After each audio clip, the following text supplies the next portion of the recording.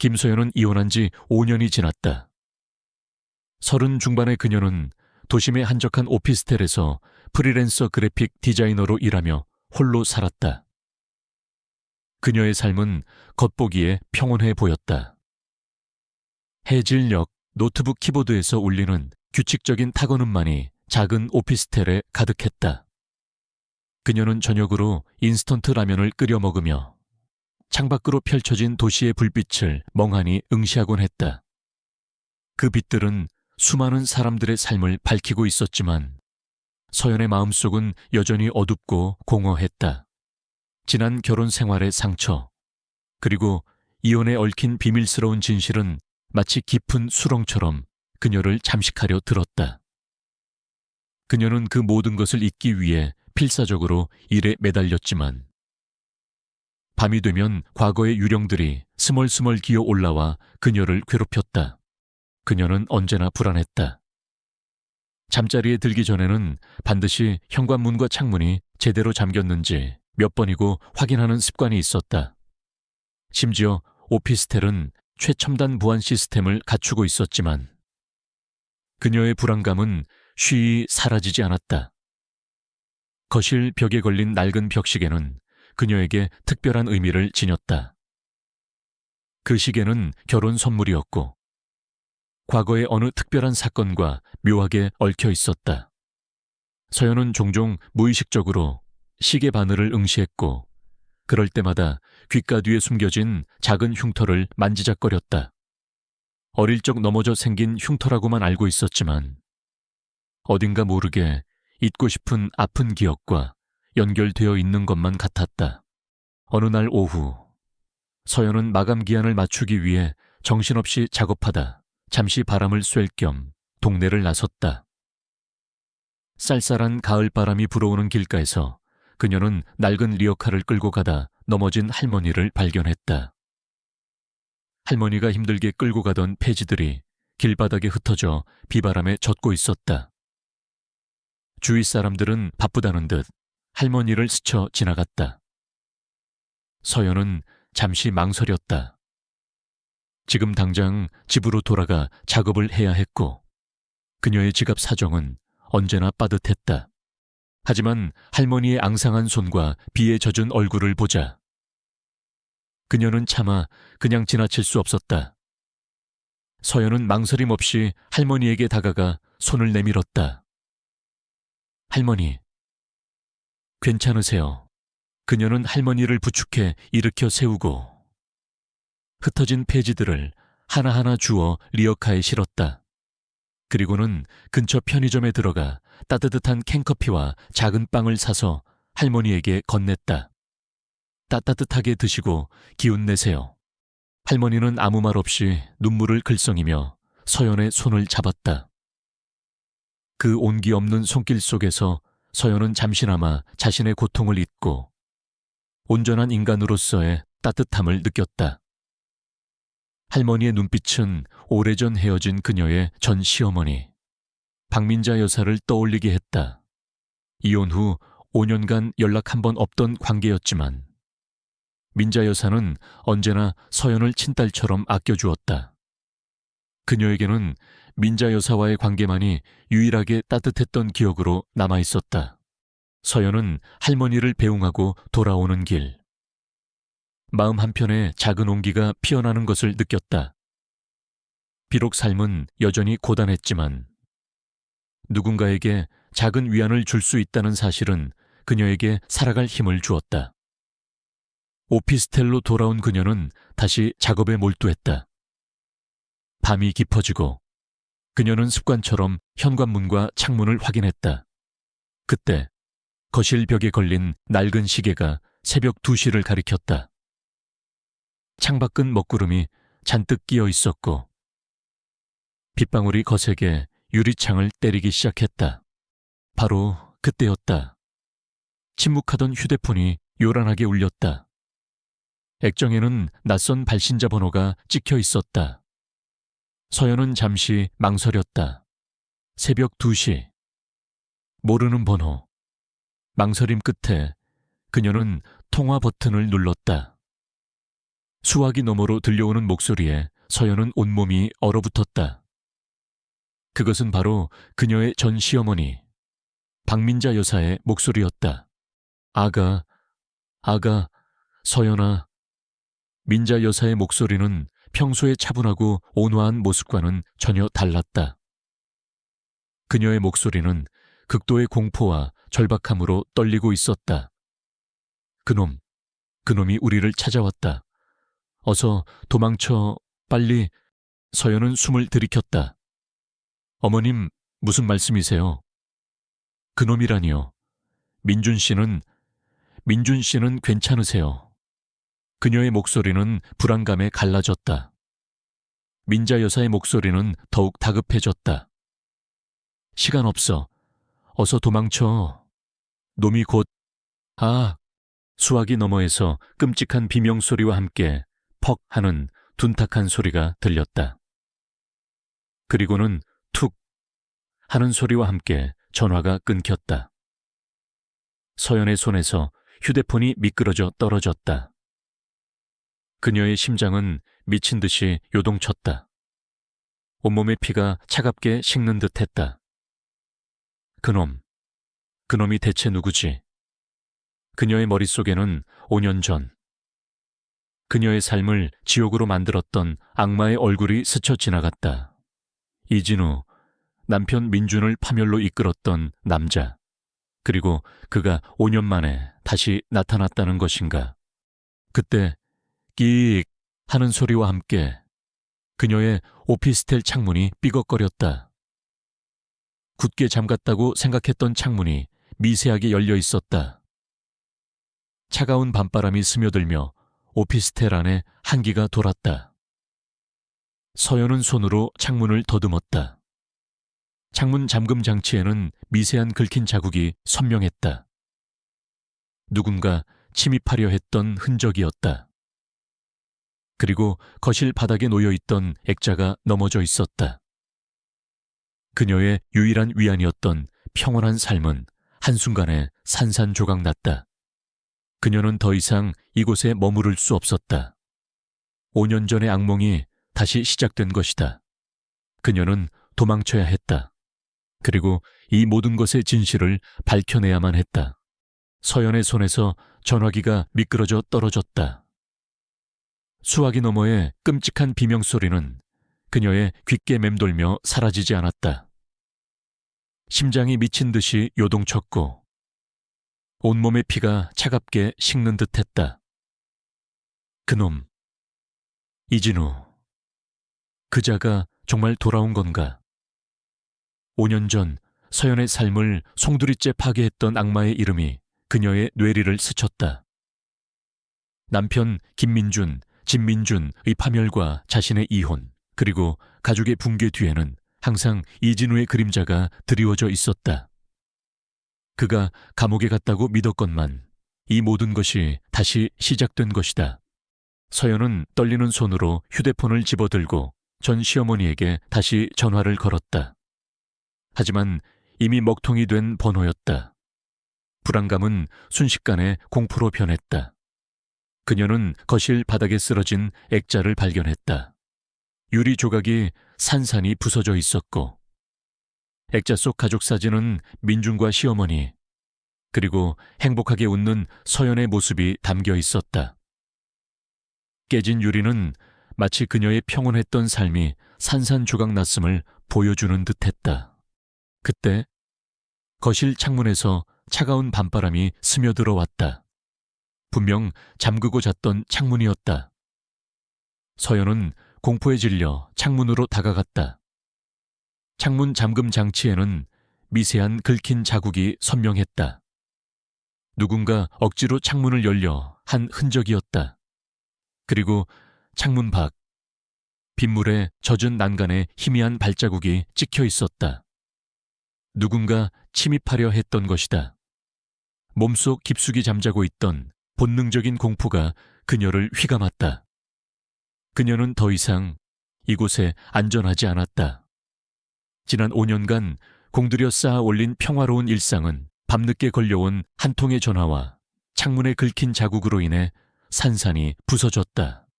서연은 재빨리 짐을 꾸리기 시작했다. 옷 몇 벌, 중요한 서류, 그리고 노트북. 그녀는 가장 작은 배낭에 최소한의 짐만을 챙겨 넣었다. 도망쳐야 했다. 이진우가 자신을 찾아왔다는 것은 명백한 사실이었고, 시어머니의 비명소리는 그녀에게 닥쳐올 위험을 경고하는 마지막 메시지였다. 그녀는 잠시 현관문 앞에서 망설였다. 5년간 지켜왔던 작은 보금자리를 버리고 다시 도망자의 삶을 살아야 한다는 사실이 그녀를 비참하게 만들었다. 하지만 그녀에게 다른 선택지는 없었다. 밤하늘은 먹구름으로 뒤덮여 있었고 빗줄기는 더욱 거세졌다. 서연은 후드티 모자를 깊이 눌러쓰고 오피스텔을 나섰다. 평소 같으면 택시를 불렀겠지만 지금은 그럴 수 없었다. 이진우는 어떤 방식으로든 그녀를 추적할 것이 분명했다. 그녀는 인적이 드문 뒷골목을 선택했다. 어릴 적 길을 잃었을 때 익혔던 본능적인 감각이 그녀를 이끌었다. 그녀는 작은 키에도 불구하고 좁은 골목길과 담벼락을 넘나들며 인적이 드문 곳으로 향했다. 그녀는 마치 그림자처럼 도시의 복잡한 미로 속으로 사라졌다. 그녀는 하염없이 걷고 또 걸었다. 발목이 욱신거리고 비에 젖은 옷이 차가웠지만 그녀는 멈출 수 없었다. 이진우는 잔인하고 집요한 남자였다. 5년 전 그는 민준의 회사를 파산시키고 민준을 자살로 몰아넣었다.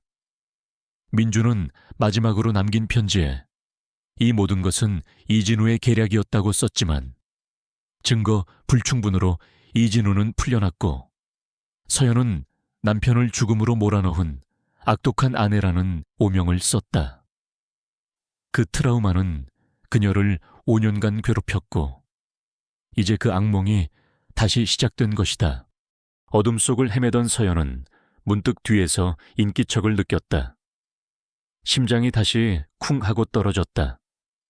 본능적으로 몸을 숨겼다. 희미한 가로등 불빛 아래 건장한 체격의 남자 2명이 그녀가 방금 지나온 골목을 유심히 살피고 있었다. 그들은 이진우의 신복들임이 분명했다. 그들의 등에는 이진우의 상징인 검은색 문신이 희미하게 보였다. 서연은 숨을 죽였다. 그녀의 몸은 얼어붙었지만 그녀의 두뇌는 빠르게 상황을 분석했다. 그녀는 근처 공사장의 낡은 컨테이너 박스 뒤로 몸을 숨겼다. 그녀의 눈은 날카롭게 주변 지형을 스캔했고 도주 경로를 머릿속에 그렸다. 그녀는 혼자가 아니었다. 시어머니의 경고가 그녀와 함께였다. 그녀는 살아남아야 했다. 그때 휴대폰이 다시 울렸다. 낯선 번호였다. 서연은 떨리는 손으로 전화를 받았다. 김서연 씨 되십니까? 저는 강준호입니다. 5년 전 김민준 씨 사건을 담당했던 사설 탐정입니다. 익숙한 목소리였다. 강준호는 5년 전 민준의 죽음이 단순 자살이 아님을 직감하고 서연을 도왔던 유일한 사람이었다. 당신에게 위험이 닥쳤다는 걸 알고 있습니다. 이진우가 출소했습니다. 그리고 박민자 여사가 연락이 닿지 않습니다. 지금 어디 계십니까? 제가 돕겠습니다. 서연은 준호의 목소리를 듣자마자 안도의 한숨을 내쉬었다. 그녀는 준호에게 자신의 위치를 알렸다. 준호는 그녀에게 절대로 큰 길가로 나오지 말고 계속해서 인적이 드문 곳으로 이동하라고 지시했다. 이진우는 당신이 예상하는 것보다 훨씬 더 집요하고 잔인한 놈입니다. 그는 당신의 모든 것을 빼앗으려 할 겁니다. 과거처럼 말이죠. 준호의 목소리에는 경고와 함께 깊은 우려가 담겨 있었다. 지독한 밤이었다. 빗방울은 그녀의 얼굴을 때렸고 차가운 공기는 그녀의 폐부를 파고들었다. 하지만 서연은 포기할 수 없었다. 그녀는 더 이상 5년 전의 나약한 김서연이 아니었다. 그녀는 살아남기 위해 그리고 이진우에게 복수하기 위해 모든 것을 걸었다. 그녀의 삶은 이미 깨져버린 환상이었지만 이제 그녀는 그 조각들을 주워 새로운 시작을 위한 발판으로 삼을 것이었다. 강준호 사설탐정의 등장은 서연에게 한 줄기 빛과 같았다. 5년 전 모두가 민준의 죽음을 자살로 단정할 때 유일하게 그녀의 말을 믿어주었던 사람이 바로 준호였다. 그의 존재는 서연이 홀로 감당해야 할 줄 알았던 이진우와의 싸움에 작은 희망을 불어넣었다. 서연은 준호의 지시대로 인적이 드문 골목과 폐 건물을 전전하며 몸을 숨겼다. 그녀는 자신의 오랜 습관, 즉 주변 환경을 세심하게 관찰하고 지도처럼 머릿속에 그리는 능력을 최대한 발휘했다. 어릴 적 길을 잃었을 때 터득한 이 본능적인 감각은 이제 그녀의 생존을 위한 필수적인 도구가 되었다. 그녀는 도시의 미로 속에서 그림자처럼 움직였다. 준호는 실시간으로 서연에게 이진우의 움직임을 보고했다. 서연 씨, 그놈들이 당신의 오피스텔 주변을 샅샅이 뒤지고 있습니다. 당신의 행방을 알아내기 위해 혈안이 된 것 같아요. 준호의 목소리는 다급했지만 침착함을 잃지 않았다. 서연은 준호의 지시에 따라 폐쇄된 지하철역 통로나 오래된 상가의 옥상 같은 예상치 못한 장소들을 은신처로 삼았다.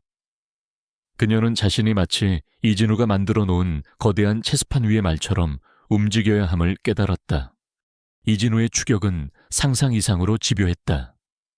그는 서연의 모든 흔적을 지우려 했고 그녀를 세상에서 완전히 사라지게 만들 작정인 듯 했다. 그는 자신의 수하들을 풀어 서연의 지인들을 찾아다니며 그녀의 행방을 묻고 다녔고 심지어는 서연이 자주 이용하던 온라인 커뮤니티에 김서연 사기꾼 주애라는 제목의 글을 유포하여 그녀의 평판을 깎아내리려 했다. 이혼 후 전 남편의 재산을 가로채 도주한 악녀, 거액의 빚을 지고 잠적한 파렴치한 같은 허위 사실들이 온라인에 빠르게 퍼져나갔다. 서연은 자신이 아무것도 할 수 없다는 사실에 무력감을 느꼈지만 동시에 분노가 치밀어 올랐다. 이진우는 단순히 그녀를 잡으려는 것이 아니라 그녀의 삶 전체를 망가뜨리려 하고 있었다. 어느 날 밤 서연은 숨어있던 낡은 창고에서 잠시 잠이 들었다. 그때 딩동하는 알림음과 함께 휴대폰이 울렸다. 발신자는 알 수 없음이었다.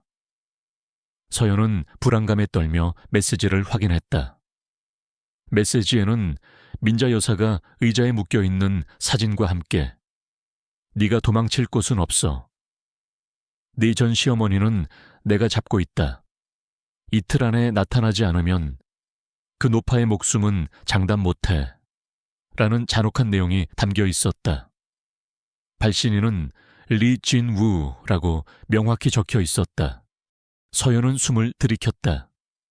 민자 여사 전화를 받은 그날 밤의 비명소리가 다시금 귓게 울렸다. 민자 여사는 서연을 구하려다 이진우에게 붙잡힌 것이다. 서연의 마음속에 큰 고통이 밀려왔다. 그녀를 친딸처럼 아껴주었던 민자 여사.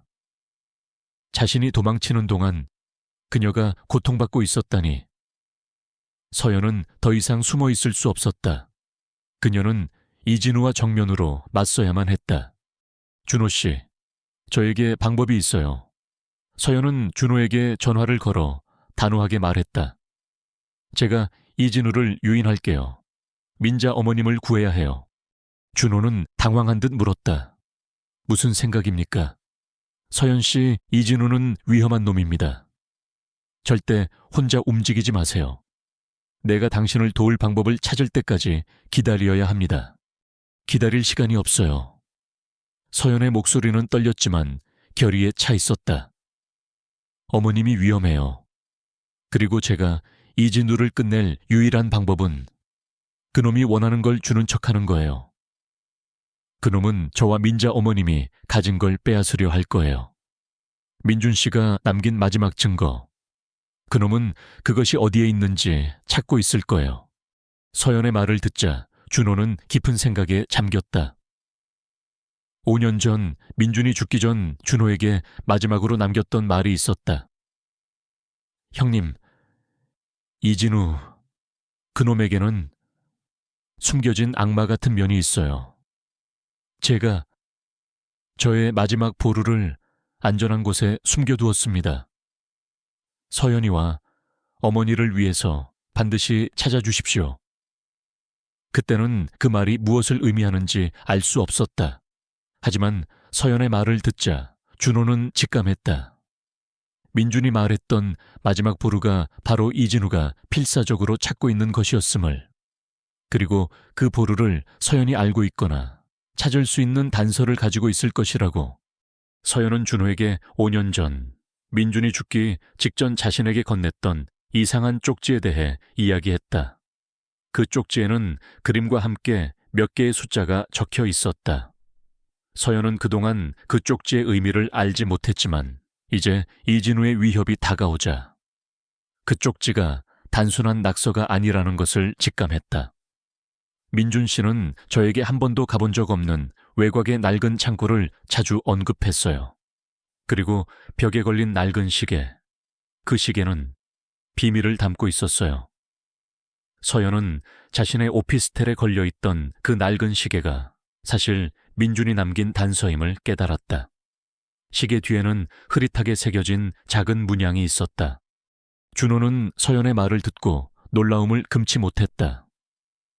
민준이 자신에게 했던 마지막 말과 서연의 이야기가 절묘하게 맞아떨어지고 있었다. 서연 씨, 그 창고가 어딘지 압니까? 그리고 그 시계에 어떤 단서가 있습니까? 준호의 목소리는 흥분으로 가득 찼다. 서연은 그 낡은 시계가 이진우의 범죄를 입증할 결정적인 증거가 숨겨진 곳을 가리키는 지도라는 것을 직감했다. 그때 준호의 전화로 박 사장에게서 온 메시지 하나가 도착했다. 박 사장은 이진우와 손을 잡고 준호와 서연을 없애려 했던 이진우의 조력자이자 또 다른 악인이었다. 메시지 내용은 충격적이었다. 이진우가 김서연을 제거하려 합니다. 그 노파도 함께요. 김서연이 가진 것을 빼앗기 위해서라면 수단과 방법을 가리지 않을 겁니다. 당신도 조심하십시오. 제가 보낸 사람들이 당신을 주시하고 있습니다. 박 사장은 마치 친절을 베푸는 척했지만 실상은 준호마저 이용하고 감시하려는 의도를 드러냈다.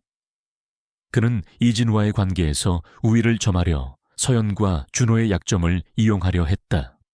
준호는 분노했지만 이 메시지는 동시에 이진우의 움직임을 파악하는 데 결정적인 단서가 되었다. 서연 씨, 알겠습니다. 당신 혼자 가게 두지 않을 겁니다. 그 낡은 창고, 그곳이 이진우와의 마지막 결전 장소가 될 겁니다. 당신이 그를 유인하는 동안 제가 경찰을 데리고 갈게요. 절 믿으세요. 준호의 목소리는 단호했다. 서연은 마음을 굳게 먹었다. 그녀는 더 이상 도망자가 아니었다. 그녀는 복수할 기회를 잡은 사냥꾼이었다. 그녀의 손에 들린 민자 여사의 사진은 그녀에게 용기를 주었다. 그녀는 민자 여사와 민준의 억울한 죽음에 대한 진실을 밝히고 이진우에게 그의 죗값을 치르게 할 것이다. 시간은 빠르게 흘렀다. 그녀는 이제 그놈과의 마지막 대결을 준비해야 했다. 모든 것이 끝날 시간이었다. 전 시어머니의 사진과 이진우의 섬뜩한 협박 메시지는 김소연의 심장을 조여왔다. 그녀는 더 이상 숨어 있을 수 없었다. 사랑하는 민자 여사를 구하고 민준의 억울한 죽음의 진실을 밝히기 위해서는 이진우와 정면으로 맞서야만 했다. 강준호 사설탐정의 도움은 그녀에게 큰 힘이 되었지만 결국 이 싸움의 최전선에 서야 할 사람은 그녀 자신이었다. 이진우가 원하는 것, 즉 민준이 남긴 마지막 보루를 찾아야만 했다. 서연은 준호에게 오피스텔 벽에 걸려있던 낡은 시계에 대한 이야기를 꺼냈다. 민준이 결혼 선물로 주었던 그 시계는 단순한 장식품이 아니었다. 시계 뒤편에 희미하게 새겨진 작은 문양은 마치 지도 조각처럼 보였다. 그녀는 이제껏 무심코 지나쳤던 그 문양이 이 모든 비밀의 열쇠라는 것을 직감했다. 준호 씨, 그 시계, 민준 씨가 저에게 주면서 시간이 모든 걸 말해줄 거야 라고 했었어요. 그리고 시계 뒤에 이 문양이. 서연은 휴대폰으로 찍은 시계 문양 사진을 준호에게 보냈다. 준호는 사진을 확인하고 곧바로 답을 보냈다. 서연 씨, 이건 민준 씨가 어릴 적 친구들과 비밀 아지트로 삼았던 외곽의 낡은 창고 위치를 나타내는 지도와 비슷합니다. 시계 바늘이 가리키는 특정 시간은 아마도 비밀번호나 숨겨진 장치를 의미할 겁니다. 서연 씨, 지금 그 창고로 갈 수 있습니까?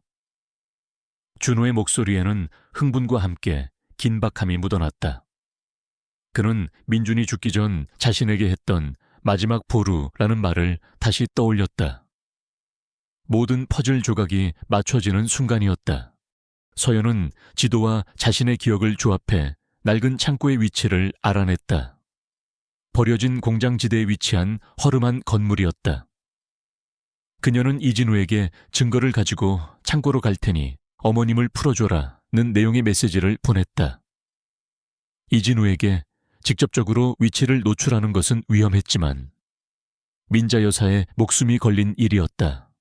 창고로 향하는 길은 멀고 험난했다. 서연은 버스와 지하철을 몇 번이나 갈아타고 마지막 구간은 인적이 드문 산길을 따라 걸어야 했다. 발이 욱신거리고 몸은 청은망은 무거웠지만 그녀는 멈출 수 없었다. 이진우의 메시지, 그리고 민자 여사의 사진이 그녀의 발걸음을 재촉했다. 30분 안에 도착할 거다. 네가 나타나지 않으면 그 노파의 목숨은 내 손에 달려있다. 이진우의 마지막 메시지는 그녀에게 시간 압박을 가했다. 준호는 서연의 안전을 걱정했다. 그는 계속해서 서연과 연락하며 그녀의 위치를 확인했다. 서연 씨, 조심하세요. 이진우가 당신이 가진 것을 빼앗기 위해 무슨 짓이든 할 겁니다.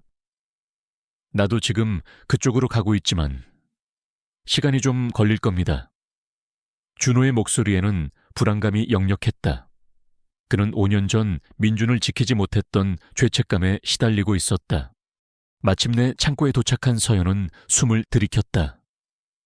낡고 녹슨 철문, 거미줄이 가득한 창문, 그리고 스산한 기운.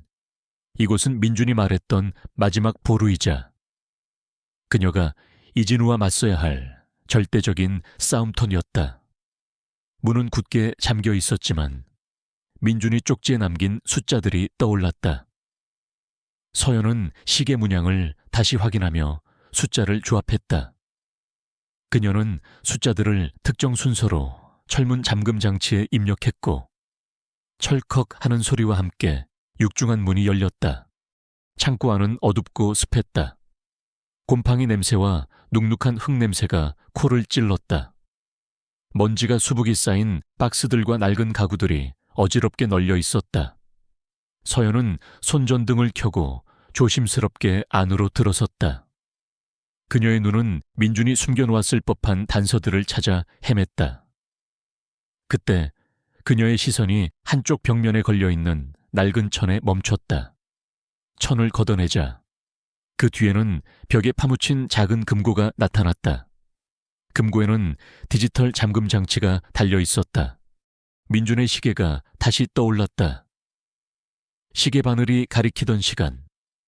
그것이 비밀번호였다. 서연은 떨리는 손으로 비밀번호를 입력했다. 띠링 하는 소리와 함께 금고 문이 열렸다. 금고 안에는 낡은 봉투 하나와 작은 USB가 들어있었다. 봉투를 열자 그 안에는 민준의 필체로 쓰인 편지가 들어있었다. 사랑하는 서연에게, 그리고 어머니에게 이 편지를 보게 될 때쯤이면 저는 아마 세상에 없을 겁니다. 이진우, 그 악마 같은 자식에게 내가 모든 것을 빼앗겼어요. 하지만 그놈은 내가 가진 마지막 증거는 빼앗지 못할 겁니다. 서연은 편지를 읽어 내려갔다.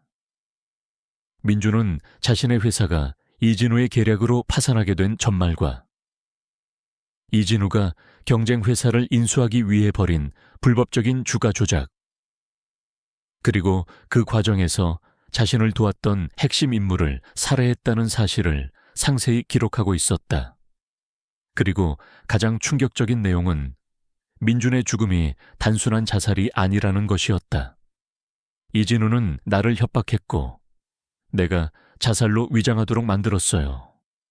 내가 죽어야만 모든 증거가 사라지고 서연이와 어머니가 안전할 것이라고. 그놈은 그렇게 믿었을 겁니다. 하지만 나는 마지막으로 저항할 힘이 남아 있었어요.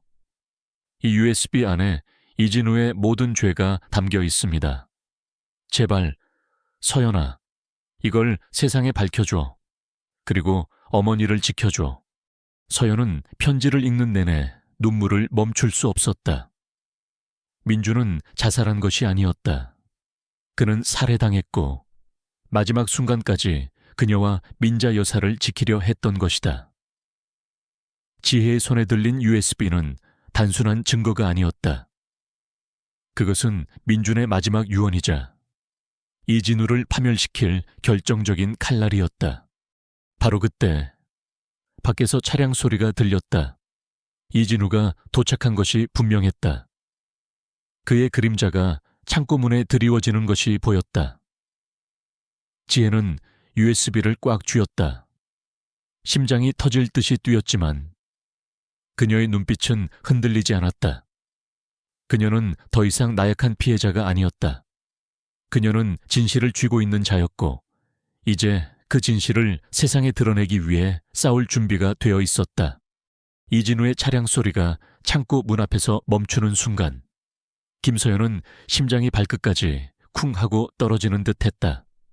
그러나 그녀의 손에 쥐어진 USB와 고구 민준의 마지막 편지가 그녀에게 용기를 주었다.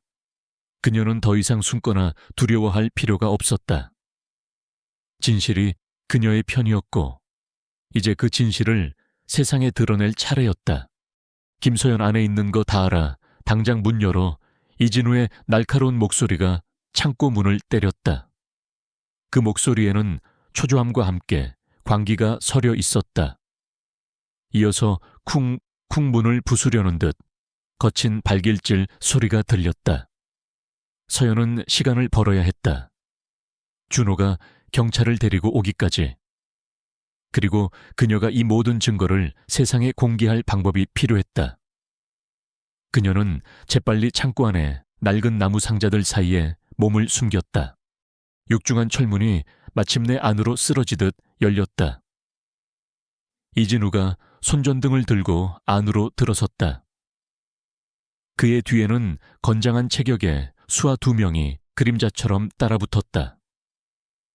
이진우의 눈은 먹이를 찾는 맹수처럼 번들거렸다. 김서연, 당장 나와 쓸데없는 짓 하지 마라. 네가 뭘 가지고 있는지 다 알아. 그의 목소리가 창고 안에 메아리쳤다. 숨어있던 서연은 떨리는 손으로 휴대폰을 꺼내 통화 버튼을 눌렀다. 자동 녹음 기능이 켜졌다. 이진우의 모든 말을 녹음하려는 심산이었다. 서연은 잠시 망설이다가 상자 뒤에서 모습을 드러냈다. 이진우 씨, 어머님은 어떻게 하셨죠? 그리고 민준 씨는? 당신이 죽인 거죠. 서연의 목소리는 분노로 떨렸지만 역설적으로 그 안에는 흔들리지 않는 결의가 담겨 있었다. 이진우는 서연의 등장에 놀랐지만 이내 비열한 웃음을 지었다. 어이쿠, 겁도 없이 나타났네. 그 노파는 내가 데리고 있다. 네가 착하게 굴면 아무 일 없을 거야. 그의 눈빛은 서연의 손에 들린 작은 USB에 고정되었다. 그게 민준이 그 녀석이 남긴 마지막 보루인가. 어리석은 놈. 죽어서도 날 귀찮게 하네. 당신이 민준 씨를 죽였잖아. 서연은 소리쳤다. 자살로 위장했지만 당신의 협박 때문에 민준 씨가 죽은 거야. 그리고 이정민 씨도 당신이 죽였지. 모든 증거가 이 안에 있어. 서연은 USB를 높이 들어 올렸다. 이진우의 얼굴에서 미소가 순식간에 사라졌다. 그의 눈은 살기로 번득였다. 시끄러워. 그걸 가져오면 네 목숨은 살려줄게. 안 그러면 네 전 시어머니처럼 비참하게 될 거야. 이진우는 서연에게 달려들었다. 서연은 필사적으로 뒤로 물러섰다. 창고 안은 낡은 기계 부품들과 박스들로 어지러웠고 서연은 그 틈을 이용해 이진우의 공격을 피했다. 그녀는 5년 전 민준의 죽음 이후 스스로를 지키기 위해 몰래 배웠던 호신술을 떠올렸다.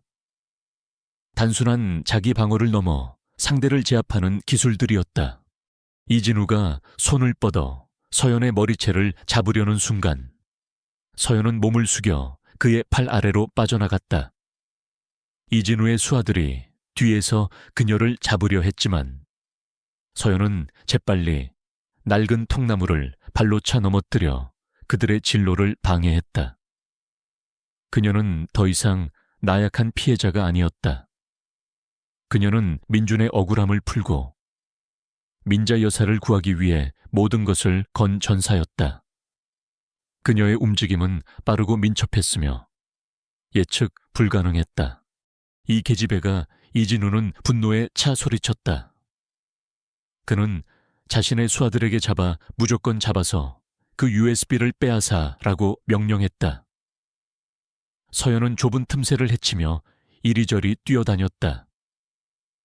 그녀는 일부러 낡은 구조물들을 건드려 소음을 내고 이진우와 수하들의 시야를 가렸다. 시간은 지체되고 있었고 그녀는 준호와 경찰이 도착하기를 간절히 빌었다. 숨막히는 추격전이 이어지던 중 이진우가 마침내 서연을 구석으로 몰아넣었다. 그의 손이 서연의 목을 조르려 했다. 서연은 숨쉬기조차 힘들었다. 민준의 마지막 편지에 적힌 도망쳐라는 글귀가 머릿속을 스쳤다. 그녀는 눈앞이 흐려졌지만 포기하지 않았다. 그녀는 필사적으로 손을 뻗어 바닥에 굴러다니던 낡은 쇠파이프를 움켜쥐었다. 그리고는 온 힘을 다해 이진우의 머리를 강타했다. 퍽 하는 둔탁한 소리와 함께 이진우는 비틀거리며 쓰러졌다. 바로 그 순간이었다. 창고 밖에서 경찰차 사이렌 소리가 울려 퍼졌다. 서연은 안도의 한숨을 내쉬었다. 준호가 약속을 지킨 것이다. 창고 문으로 경찰들이 들이닥쳤고 이진우의 수하들은 당황하여 도망치려 했지만 이미 포위된 후였다. 움직이지 마, 경찰이다. 경찰관들의 목소리가 창고 안에 울려 퍼졌다. 이진우는 고통에 신음하며 바닥에 쓰러져 있었다. 그의 눈은 패배감과 분노, 그리고 체념으로 가득했다. 그의 손에 잡으려 했던 서연은 이제 그의 모든 죄를 밝혀낼 증거를 들고 당당히 서 있었다. 경찰관들은 쓰러진 이진우와 그의 수하들을 제압했다. 한 경찰관이 서연에게 다가와 괜찮으십니까? 김서연 씨 제보 감사드립니다. 라고 말했다. 서연은 고개를 끄덕이며 손에 든 USB를 내밀었다. 이 안에 이진우의 모든 죄가 담겨 있습니다. 제 전 남편 김민준 씨의 억울한 죽음에 대한 진실도요. 그때 경찰관들 사이로 준호가 다급하게 뛰어들어왔다. 그의 뒤에는 박민자 여사가 부축을 받으며 들어서고 있었다. 민자 여사의 얼굴은 비록 초췌했지만 서연을 보자마자 안도의 눈물을 쏟아냈다. 그녀는 서연에게 달려와 힘껏 끌어안았다. 말없이 나누는 두 여인의 포옹은 모든 고통과 시련을 이겨낸 진정한 승리의 순간이었다. 서연은 더 이상 과거의 그림자에 갇힌 나약한 존재가 아니었다. 그녀는 자신의 삶을 지키고 사랑하는 이들의 억울함을 밝혀낸 진정한 영웅이었다. 이진우의 체포는 한국 사회를 뒤흔들었다. 언론은 그의 추악한 비리와 살인교사 혐의를 연일 보도했고 그의 이름은 탐욕과 배신의 대명사가 되었다. 박 사장 역시 이진우와의 공모 혐의로 함께 구속되었으며 그의 재산은 몰수되어 피해자들에게 배상금으로 돌아갔다. 오랫동안 어둠 속에 갇혀 있던 민준의 억울한 죽음의 진실이 마침내 백일에 드러났고 그의 명예는 완전히 회복되었다. 가장 큰 변화를 겪은 사람은 민준, 아니 이제는 이정민 리창민이었다. 그는 자신이 평생을 믿고 살아왔던 박 사장이 사실은 친부모의 원수이자 자신의 생명의 위협자였다는 충격적인 진실을 받아들이는데 많은 시간을 필요로 했다. 그는 혼란과 배신감에 휩싸여 한동안 폐인처럼 지냈다. 서연은 그런 이정민의 곁에서 묵묵히 그를 지지해 주었다. 그녀는 그의 과거를, 그의 고통을 누구보다 잘 이해했다. 이제 그들의 관계는 이혼한 부부의 틀을 넘어섰다. 그들은 서로의 가장 깊은 상처를 어루만지고 보듬어주는 진정한 의미의 영혼의 동반자가 되어 있었다. 서연 씨, 당신이 없었다면 난 평생 이 지독한 거짓 속에서 살았을 거야. 어느 날 밤, 이정민은 서연에게 진심을 담아 말했다. 그의 눈에는 여전히 깊은 슬픔이 어린 듯했지만 그 속에는 진실을 마주한 자의 깊은 안도감과 함께 새로운 시작을 향한 희미한 희망이 엿보였다. 미안해. 내가 당신을 믿지 못하고 괜한 오해를 했어. 당신이 내 옆에서 그토록 힘들어하는 동안에도 난 내 욕심과 두려움에 눈이 멀었어. 서연은 이정민의 손을 잡았다. 그녀의 손목에 있는 희미한 흉터가 그들의 지난 고통을 증언하는 듯 했다. 아니에요. 정민 씨, 우리 모두 피해자예요. 이제 우리는 자유로워졌어요. 당신은 당신의 진짜 삶을 찾았고 나도 나의 길을 찾았어요.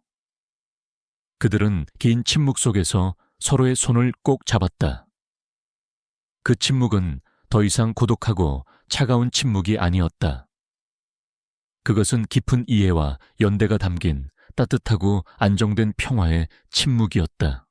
박민자포 민지 여사는 아들의 억울한 죽음의 진실이 밝혀진 것에 깊은 안도감을 느꼈다. 그녀는 서연을 보자마자 뜨거운 눈물을 흘리며 그녀를 끌어안았다. 말없이 나누는 두 여인의 포옹은 모든 고통과 시련을 이겨낸 진정한 승리의 순간이었다. 민자 여사는 더 이상 과거의 두려움에 갇혀 있지 않았다. 그녀는 이제 서연에게 모든 것을 의지했다. 두 사람의 관계는 단순한 전 시어머니와 며느리의 관계를 넘어 서로의 삶을 지탱해주는 친밀한 모녀 관계로 발전했다. 민자 여사는 서연의 곁에서 평화로운 노년을 보내게 되었고 서연은 그녀에게 든든한 버팀목이 되어주었다. 지혜는 준호, 아니 이정민에게서 상속받은 재산과 이진우의 배상금으로 희망의 안전망 재단을 설립했다. 그녀는 자신이 겪었던 트라우마와 민자 여사를 지켜야 했던 절박한 경험을 통해 폭력과 협박에 시달리는 피해자들이 겪는 어려움을 누구보다 깊이 이해하게 되었다. 재단은 특히 여성과 아이들을 대상으로 한 폭력 피해자들에게 안전한 피난처와 법률 지원, 심리 상담, 그리고 자립을 위한 교육 프로그램을 제공하는 것을 목표로 했다. 서연 씨, 정말 대단해요. 이정민이 재단 사무실에서 열심히 서류를 정리하는 서연을 보며 말했다. 그는 재단에서 자원봉사자로 일하며 자신의 경험을 바탕으로 다른 이들을 돕는 데 열중하고 있었다. 그는 더 이상 재벌가의 명예나 돈에 집착하지 않았다. 내가 어떻게 도울 수 있을까 내 모든 것을 걸어서라도 당신의 꿈을 돕고 싶어. 서연은 이정민을 따뜻하게 바라봤다. 정민 씨가 곁에 있어 주는 것만으로도 큰 힘이 돼요. 우리 함께. 세상의 어둠 속에서 고통받는 이들에게 희망의 빛을 비춰줘요. 그들의 대화 속에는 슬픔을 넘어선 새로운 희망과 목적의식이 가득했다. 그들은 함께 과거의 상처를 치유하고 새로운 미래를 향해 나아가기 시작했다. 서연은 박 사장 소유였던 집을 떠나 아담하고 햇살이 잘 드는 교회 주택으로 이사했다. 민자 여사도 함께였다. 그들의 새 집은 화려함과는 거리가 멀었지만 그 어느 곳보다 따뜻하고 편안했다. 거실에는 서연이 쓰러뜨렸던 그 액자 속 사진이 깨끗하게 복원되어 걸려 있었다. 이제 그 사진은 더 이상 슬픔의 상징이 아닌 아픔을 이겨내고 얻어낸 평화와 행복의 상징이 되었다. 2년 후 김서연이 강준호와 함께 설립한 희망의 안전망 재단 발현은 한국 사회에 깊이 뿌리내린 든든한 버팀목이 되었다. 재단은 폭력과 협박에 시달리는 여성과 아이들에게 안전한 피난처를 제공하고 법률 및 심리 상담, 자립을 위한 교육 프로그램을 지원하며 그들의 삶에 새로운 희망을 불어넣었다. 서연은 더 이상 과거의 악몽에 갇힌 나약한 피해자가 아니었다. 그녀는 용기와 지혜의 상징이자 많은 이들에게 영감을 주는 사회적 기업가로 존경받는 인물이 되었다. 그녀의 삶은 고독에서 벗어나 수많은 사람들의 아픔을 치유하고 변화시키는 활기찬 에너지로 가득 찼다. 재단 본부는 서연이 민자 여사와 함께 새로 이사온 아늑한 주택에 자리 잡았다. 과거의 어둡고 고통스러웠던 기억이 깃든 공간 대신 이제 이곳은 햇살이 가득 들어오는 밝고 따뜻한 희망의 보금자리가 되었다. 민자 여사는 재단의 가장 따뜻한 존재였다.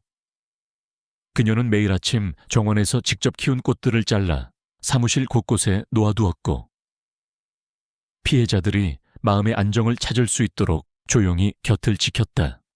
그녀의 존재만으로도 사람들은 큰 위안을 얻었다. 어느 날 서연은 재단에서 주최하는 내일을 위한 날갯짓 프로젝트 발대식 연단에 섰다. 이 프로젝트는 폭력 피해 여성들이 직업 교육을 통해 경제적으로 자립하고 사회에 다시 당당하게 설 수 있도록 돕는 것이 목표였다. 발표회장에는 수많은 언론인과 정부 관계자, 그리고 도움을 받은 피해자들이 참석했다. 그녀의 옆에는 이제 더 이상 슬픔에 잠겨 있지 않은 밝고 활기찬 모습의 이정민 리청민이 든든하게 서 있었다. 그는 재단의 이사로서 서연의 든든한 조력자이자 그녀의 가장 가까운 친구가 되어주었다. 저는 한때 저의 삶이 완전히 파괴되었다고 생각했습니다. 서연은 침착하게 그러나 진심을 담아 말했다. 사랑하는 이를 잃고 세상의 비난 속에 홀로 남겨진 저는 두려움과 절망에 잠겨 있었습니다. 하지만 저는 굴하지 않았습니다. 그리고 깨달았습니다. 진정한 용기는 도망치는 것이 아니라 상처를 직면하고 그 상처를 통해 더욱 강해지는 것이라는 사실을요.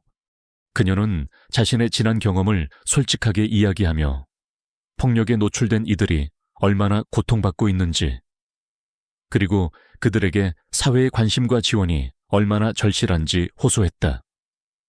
서연의 진심 어린 연설은 청중들의 가슴을 울렸고 많은 이들이 눈물을 흘렸다. 그녀는 더 이상 5년 전의 나약한 김서연이 아니었다.